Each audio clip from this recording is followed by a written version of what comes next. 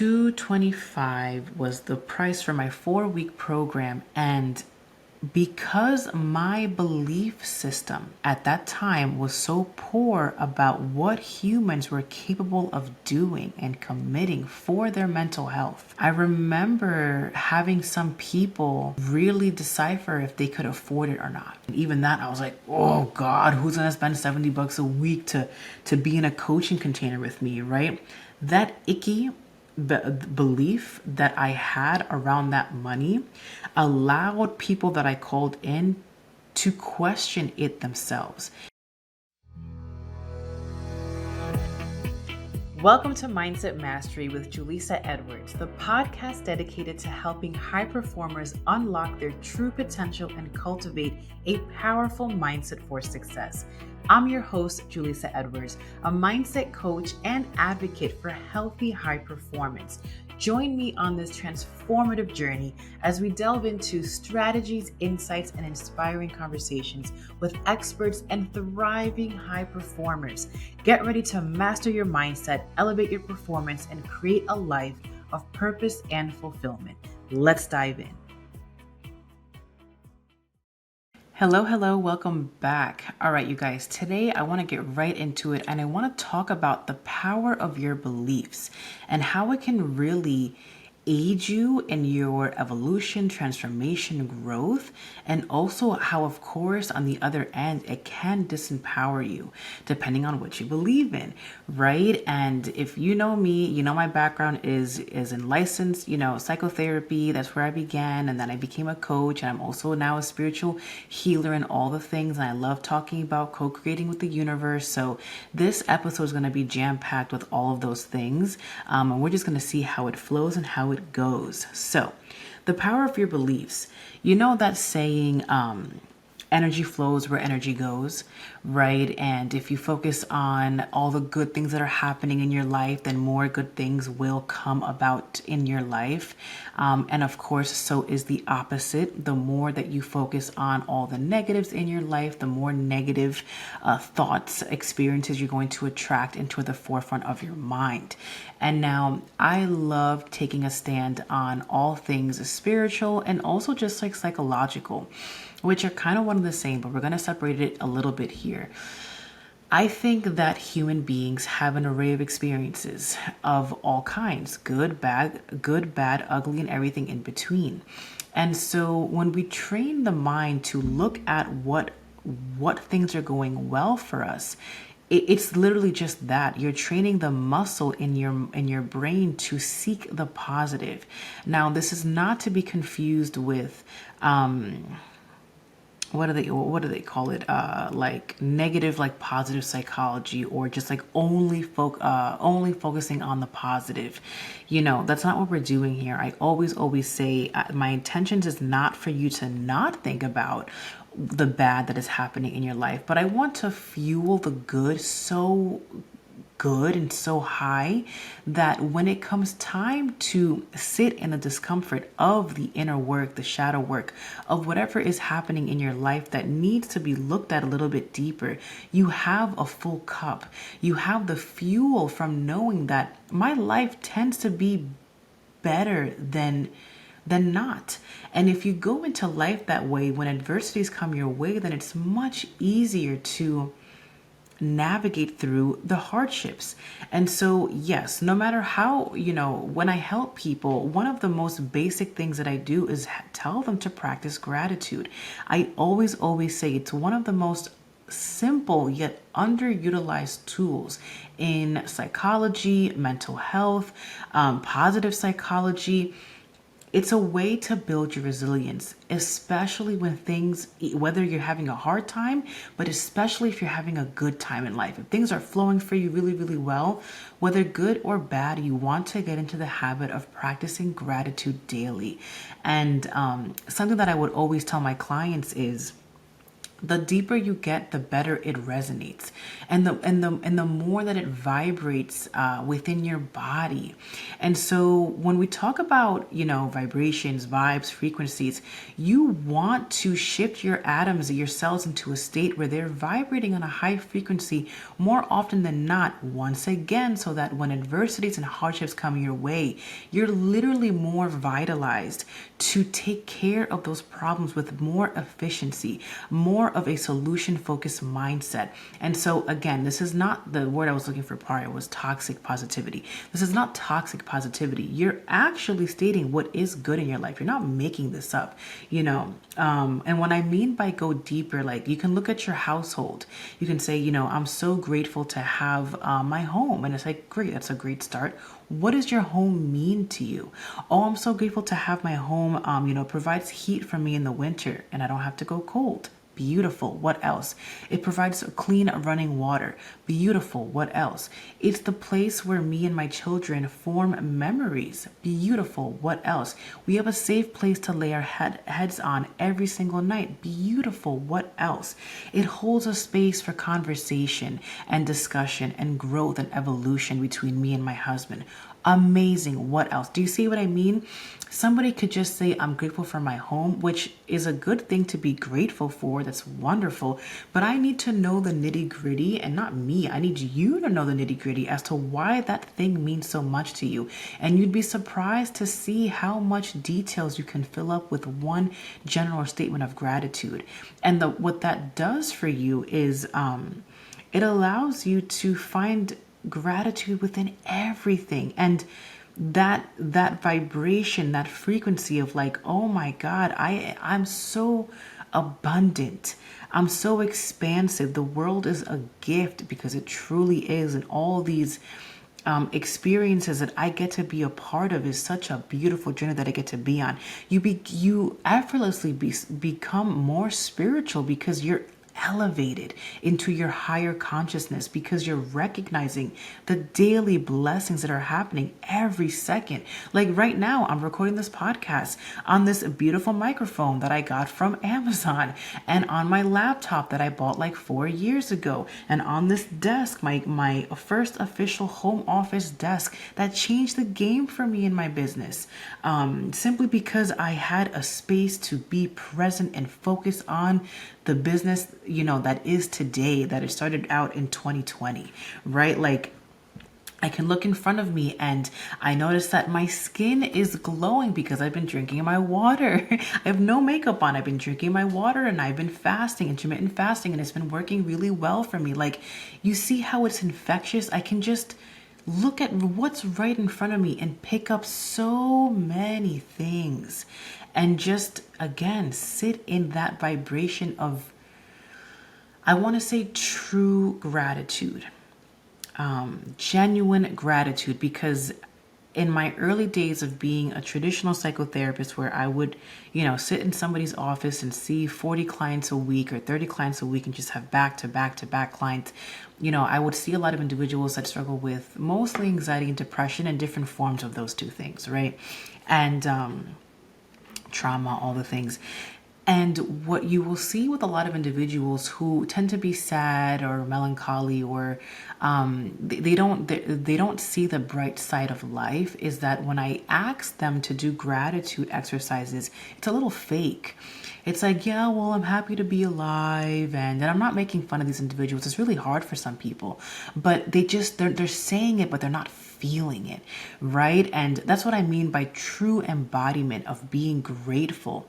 You'll literally glow from the inside out, and it's a skill, it's a muscle that has to be practiced. So even if you start off that way, that's why I will always say, the deeper you go, the more it shows and the more you glow.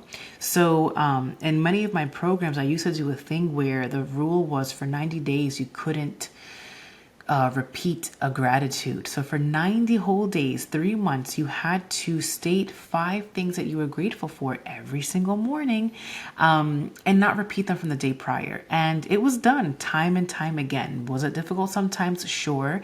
But what my clients learned in that task, that assignment, so simple, was that there truly is an abundance of things to be grateful for.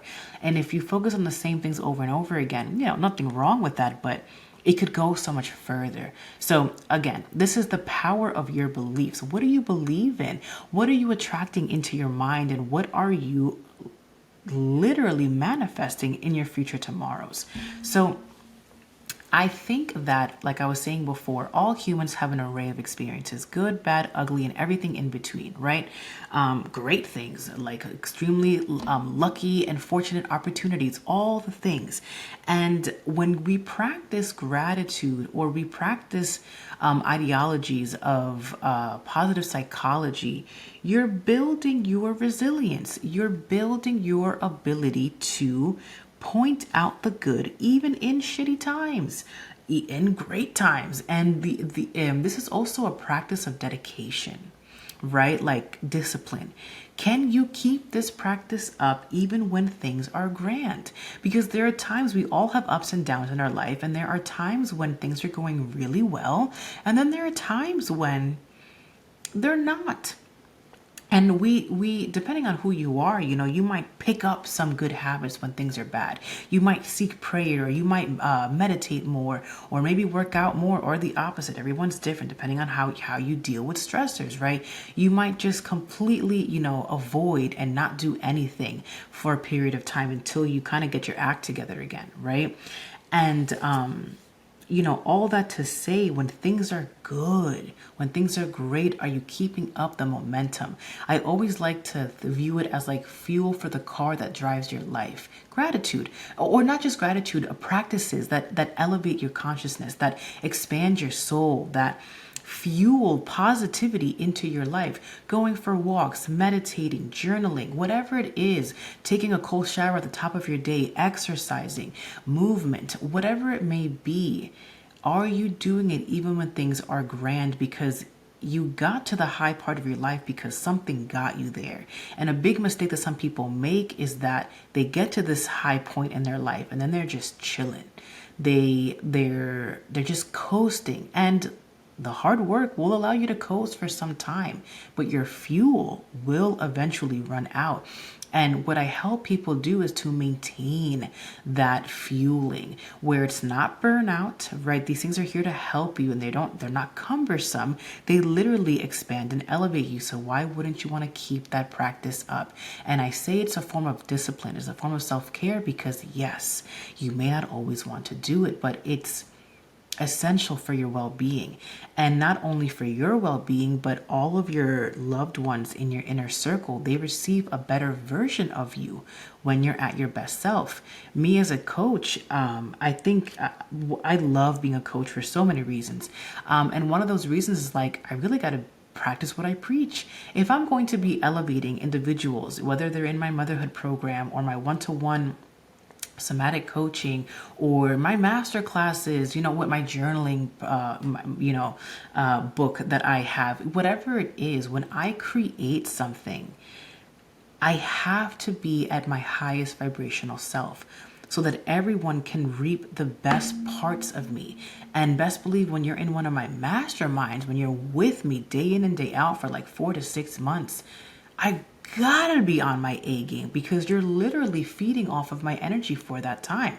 My role as your leader is to ensure that I'm bringing my best self as often as possible. And that's what a lot of people don't realize about the coaching industry, that I really, really idolize. I love it. I love the fact that you get to embody what you are. That to me is a true leader. And so same for you, right? If you're listening to this podcast, mindset mastery, healthy high performers, high achievers, you're here because you're here to make an impact.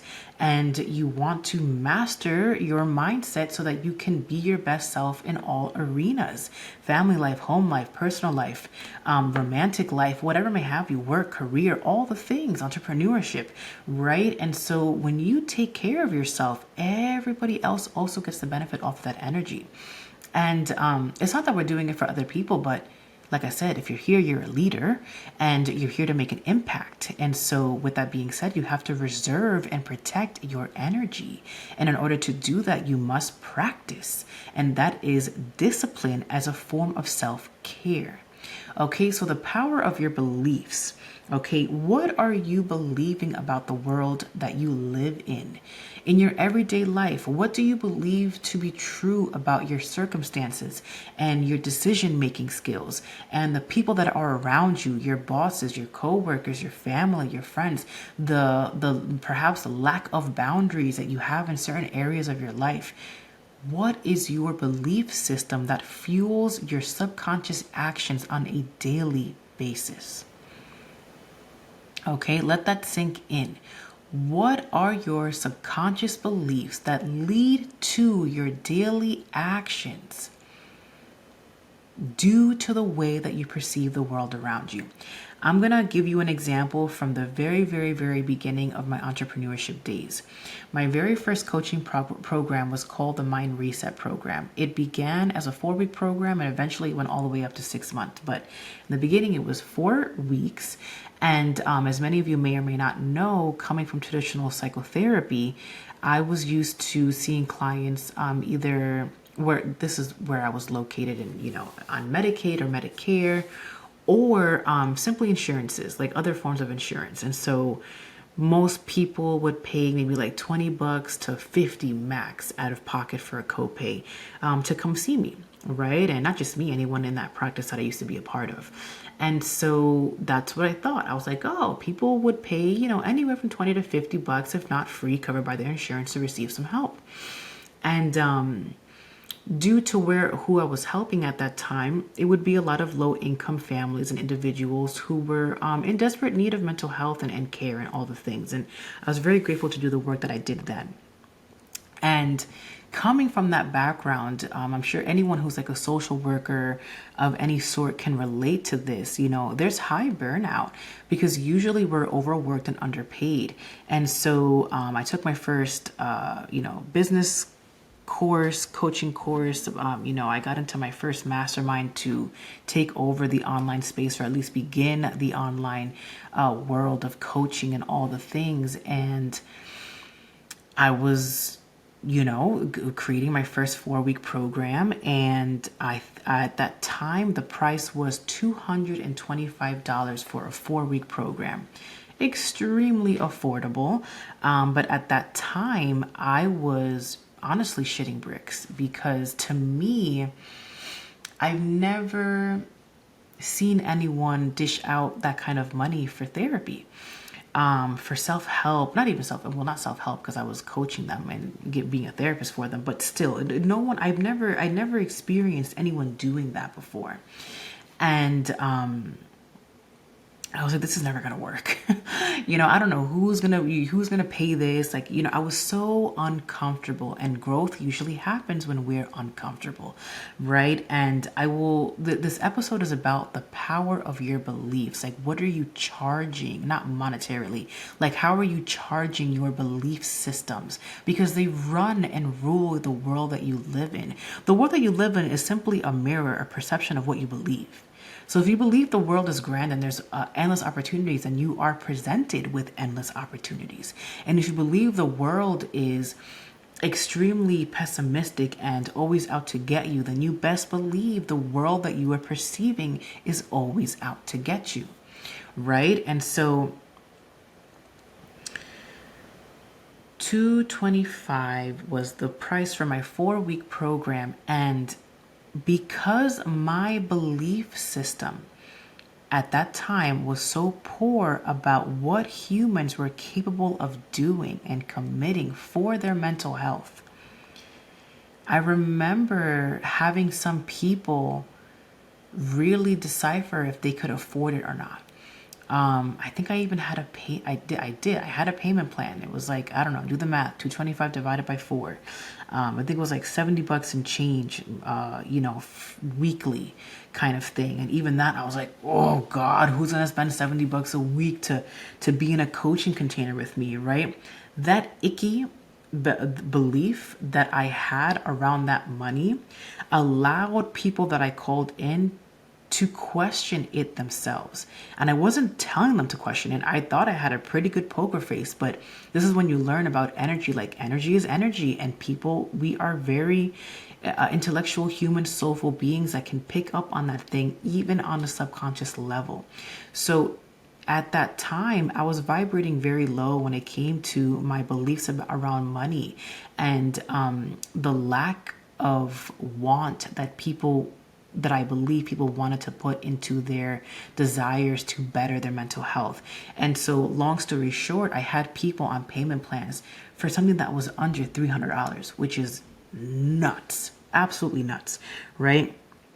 And only after I began working on these things myself and being coached through money mindset and figuring out where my money traumas came from and why I believed about the world the way that I did and began shifting those things, then and only then was I able to break free of that chain that really restricted me.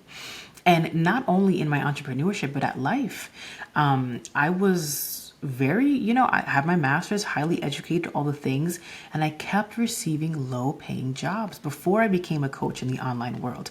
I kept receiving low paying, like, I remember my first job offered to me graduate school, was for $42,000 with a master's, at hours that were insanely grueling, working in a hospital. And I was like, how is this possible? How did I just bust my butt for the last 2 years, post the 4 years that I went for undergrad, doing all this clinical work, all this work for free that I did, being supervised by somebody else, passing, studying and passing my exams to be a licensed mental health counselor, to then get paid $42K a year with all this hard work that I had put in. And looking back on it, I was offered those jobs because I did believe that therapists wouldn't make a lot of money, that I was doing this because I loved helping people. And that's still true to this day. But what's not true is that I have to be paid at a low amount for it, right? That I would never hit 6 figures, or that I would never be able to live comfortably off of my salary. That was the belief that I had back then. If my not high school, college self could see me now, I think she'd be dumbfounded. She'd be proud. She'd be hella proud of what I'm doing today. But literally in utter disbelief, because what I've created within my company today, and it's not just what I'm making, it's how many lives I get to impact. That's another thing too, because of my constricted thought of the way that therapy or mental health growth and healing had to be done. It was, for 1 hour, you get to see one client and yada, yada, and so on and so forth. And, obviously what I do now, for those that don't know, is I hold containers, I hold masterminds together. So there is one-to-one work in there, but a lot of my coaching happens in group sessions. That was another belief that I had to let go of, that, oh my God, because I'm not giving people one-to-one individual attention, they're not going to get valuable transformation. And that couldn't be further from the truth. I'm able to impact so many more lives now because I do group settings, and not just for my paid masterminds, but also for my master classes that are under $30, and it can reach more people, and the freebies that I offer, and my emailing list. And now I work with churches, and I donate my time and my energy. I can do all of these things. I'm still very much the individual that wants to help people. It's just that because I've shifted my beliefs in how I deserve or how I choose to receive payment, how I choose to receive my blessings, how I choose to be reciprocated for the work that I'm doing and impacting other people. I'm now being blessed with abundant opportunities to show, even this podcast. This is free, right, for you guys. You guys are listening to this. You're receiving massive amounts of insights, I hope. And it's wonderful. I have time, and I have the time, space, and expansive energy to do things like this now because I'm being well taken care of, right? And so take it back to the days where I was a burnt out, clinician. I was trying to do the most with not a lot of energy. And listen, don't get me wrong, I think I was doing a great job then, but I'm doing so much better now. My work is so much more impactful now because I'm able to better take care of myself. So it's a win-win, right? It's if I expand and empower myself to think literally more highly of my services and my work and what I can do, then I will impact people on a greater level and help them and their families so much more expansively.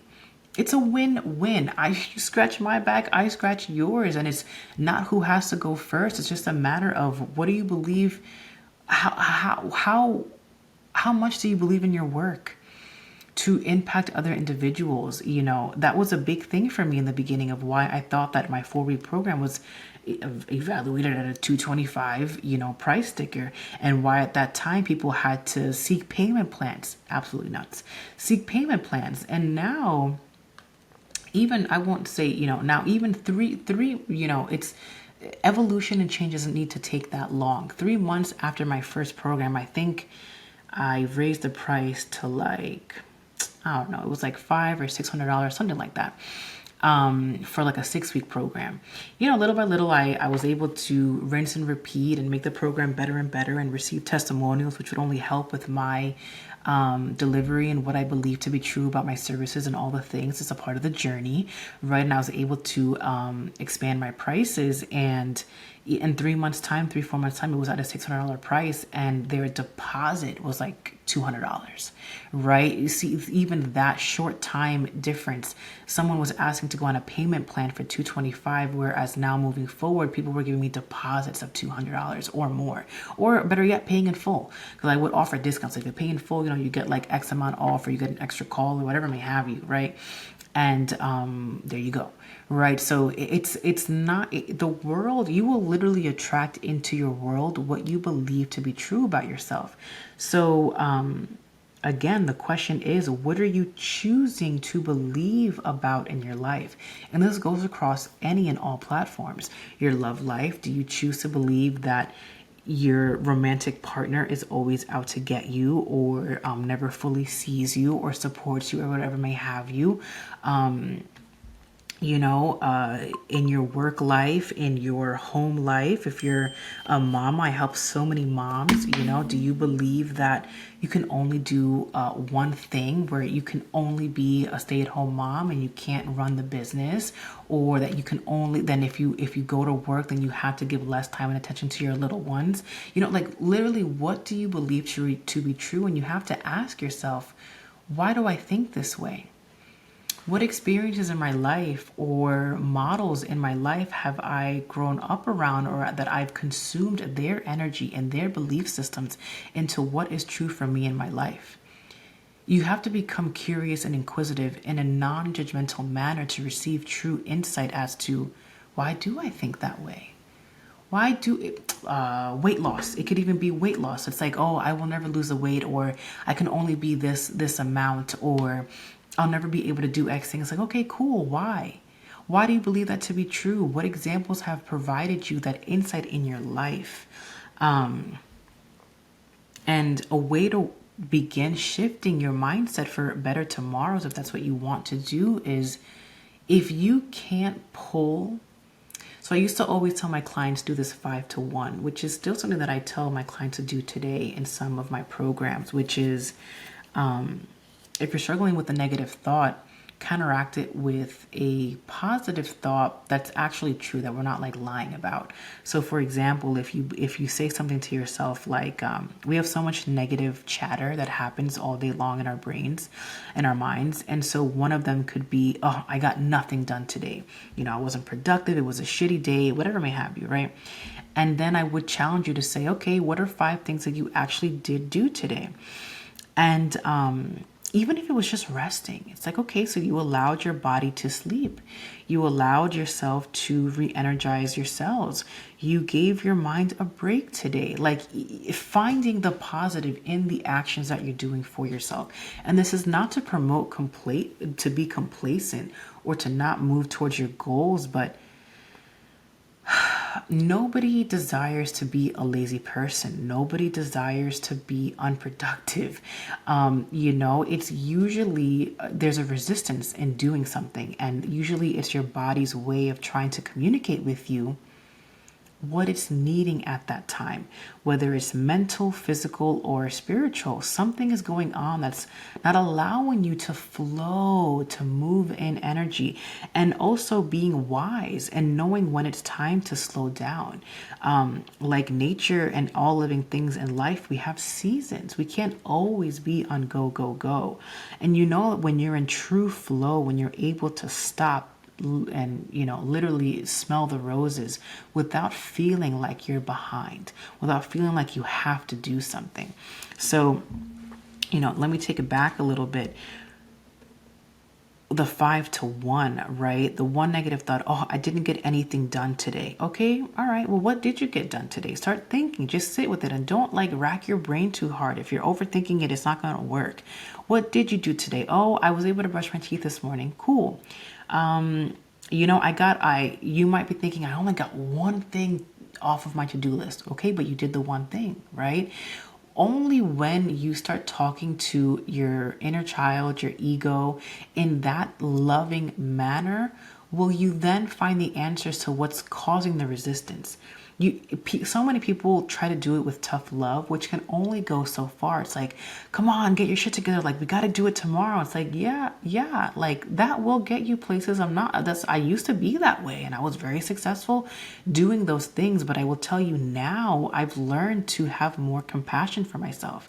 And listen, these ways of being, they're ingrained in my brain and in my somatic movements. Like, I'm so used to being the tough girl that would just push through and get things done that you best believe I struggle with that all the time. Still, it's an unconscious behavior that just naturally evokes itself out of me.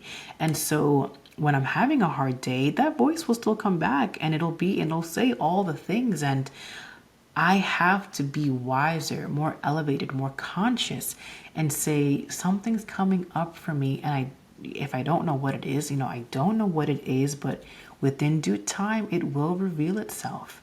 And so what can I do now to shift my mindset, shift my energy into a place where I'm receiving positivity? So maybe it's going for a walk. Maybe it's fueling my body with something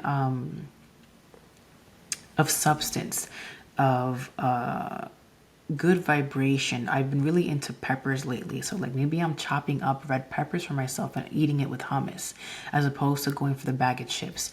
Even that small conscious choice, maybe I decide to chug my water today and drink, the 3 liters that I'm supposed to drink every day. That's my goal, right?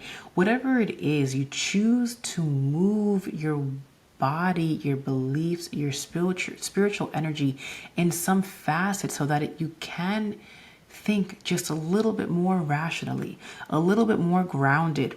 Your cup is filled with a little bit more energy so that you can allow the answers to come to you instead of racking your brains, or better yet, my old way of believing and working with just pushing through, right? So ask yourselves, what's a negative thought that I had today, and what are 5 counteracting thoughts that I can state to begin shifting my mindset? And if it doesn't come to you immediately, what action will you choose to move your energy? Will you go for a walk? Will you listen to a podcast? Will you do some EFT tapping? Will you sing? Will you listen to music? Whatever, but do something. Do something that's going to benefit you in the immediate future. And if another tip, if you're really, really struggling, because this is all to hopefully little by little begin to shift your mindset for better tomorrows.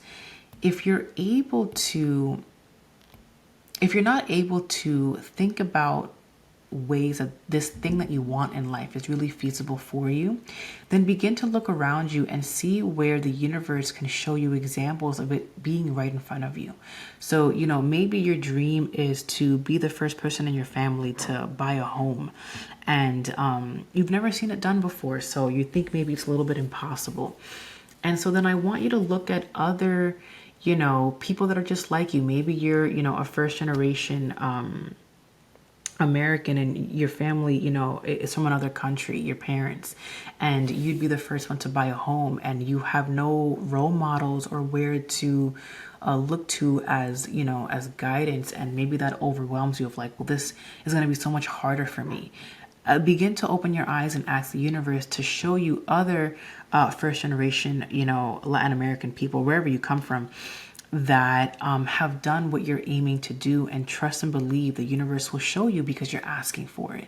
And then, you can do your research and maybe ask them how they did it. This person could literally pop up at the next time you go to a coffee shop or a bookstore. And like, that's literally how the universe can work with you. And when people talk about co-creating, like, that's one of the things that they're talking about, co-creating with the universe, pulling things into your desires, because there's a part of you, a small spark of you that eventually would get bigger, that believes that this thing could actually work out for me.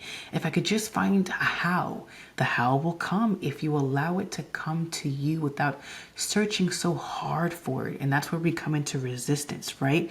There is a time for aligned action. You have to get to work and you have to do the things, but we have to receive something first, to then create and do the aligned thing. Because if we don't receive first, then we're kind of just like shooting darts and hoping it sticks. And again, I used to work that way. It will get you there eventually, but it doesn't have to be that way. You can just receive some type of insight, guidance, pull, attraction in some direction, and then move forward. So start asking yourselves, if it's hard for you to find that role model or that inspiration, ask universe to gift you the presence of being in that person's energy, some way, somehow, or seeing them on TV, or reading a book or a magazine and reading somebody's story and seeing how they did it. And last piece of advice that I will leave with you is be weary of less expansive vibrations like jealousy or hatred or disbelief, envy, right? Of like, oh, well, they were able to do it because they have X, Y, and Z thing. Don't do that to yourself. You're literally blocking your blessings when you start comparing yourself and, oh, this person was able to do it because they live in blah, blah, blah, or they have this education or whatever. Then you're already telling yourself and the universe that this is not made for you because you're not like that person. And that's not what we're hoping to gain from this. Okay, you're seeing that there are people come in all shapes and sizes and are able to achieve massive opportunities for grand impact in some way, shape, or form, right? Because again, we're here, we're leaders. We're here, we have divine purpose to do something on this earth. And if you're listening to this, you're a part of the we all are. You're a part of the group that gets to make an impact, a grand impact on the world around you, and you will not get there with envy or jealousy or restrictive thinking. Your mind, I say it like literally, what's caused a lot of my success in my entrepreneurship, in my business, in my life, has been like sometimes like irrational. I don't want to say irrational positive thinking, but cuckoo crazy, like very expansive, like holy crap, like do you really think that's possible? And I'm like, well, anything's possible, right? Just a matter of time of how I can conceive this to be true and have the right pieces in front of me to take the correct aligned action to make it so, right? Like I said, my college self, if I looked at myself today, she'd be very proud, but she'd be like, how the F did you do that? How in this short amount of time, and what will you do next, and all the things. Like, you have to think that really anything is possible, because it truly is. Anything. So I hope this podcast episode motivates you, helps you shift your way of thinking, and if you're stuck in a rut, at least gives you good tools and practices to begin shifting that mindset for you and to really cultivate your beliefs to be something that fuels you and pushes you forward instead of disempowering you. So until next time, we'll talk soon. Have a great rest of your day or night. And thank you for joining us on today's episode. Bye for now. Thank you for tuning into Mindset Mastery with Julissa Edwards. If you enjoyed today's episode, be sure to subscribe to the podcast to receive future episodes packed with valuable insights. Remember to follow us on social media at thehealthy.highperformer for more inspiration, tips, and updates. If you found this episode helpful, we'd appreciate it if you could share it with your network and leave a review on your favorite podcast platform. Your support means the world to us as we continue to empower high performers like you. Until next time, keep mastering your mindset and thriving as a healthy high performer.